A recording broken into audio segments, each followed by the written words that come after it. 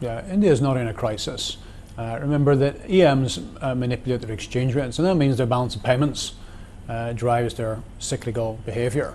So all EMs are having a cyclical adjustment through the balance of payments. They became somewhat uncompetitive. They became somewhat overgeared. A crisis is an entirely different thing, and that relates to just how much debt you've got and how much offshore debt you've got, and whether your economic adjustment takes you to a stage either through a lower exchange rate or lower economic activity where you begin to default on the debt, and India is very unlikely to do that.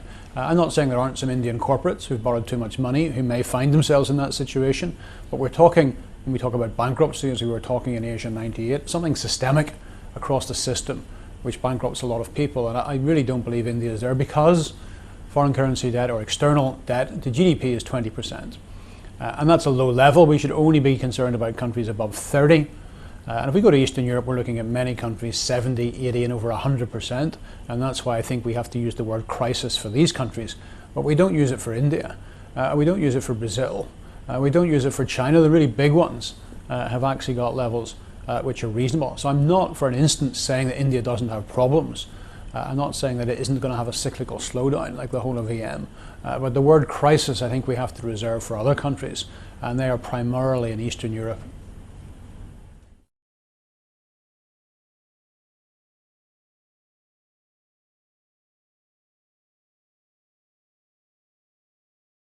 Well, I think the all EMs have this issue.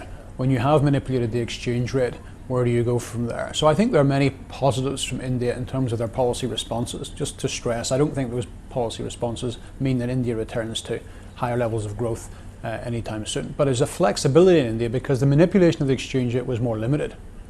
It hasn't been as aggressive as elsewhere. The RBI has permitted a higher degree of flexibility, which I praised at the time and I think was a very good thing to do. It's created some degree of more variability in the currency, which has persuaded some people at least not to get too aggressively involved in borrowing foreign currencies. And the weakness of the currency we should see as a good thing.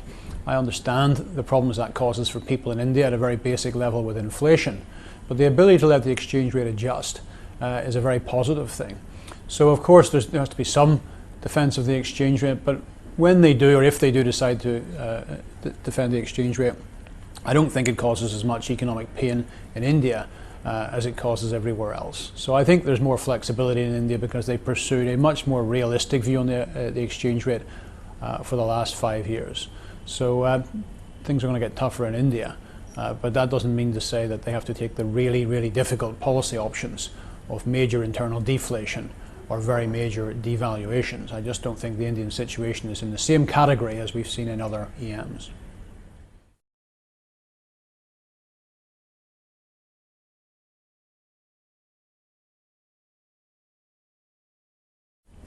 Well, look, my view on the rating agencies is that they just get it wrong in how they consider EM debt. In fact, most people get it wrong. They don't understand the relationship between debt and a fixed exchange rate regime.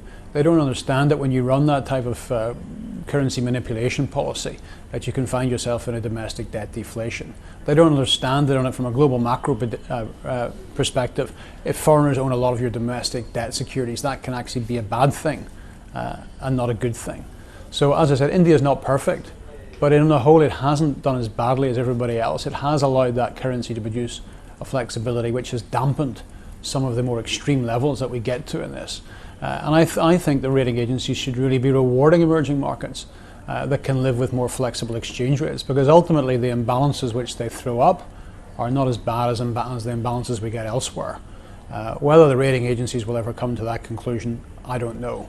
But perhaps if we did have another major EM debt crisis, particularly in Eastern Europe, they would begin to reevaluate how they award credit ratings in countries with currency manipulation policies, and begin to realize that those who don't manipulate the currencies probably have debt cycles which are not as vicious or dangerous to investors as those that do. So the currency policy in India is still being manipulated, but much better than other EMs, and therefore I think the debt markets ultimately are much lower risk than many emerging market debt markets.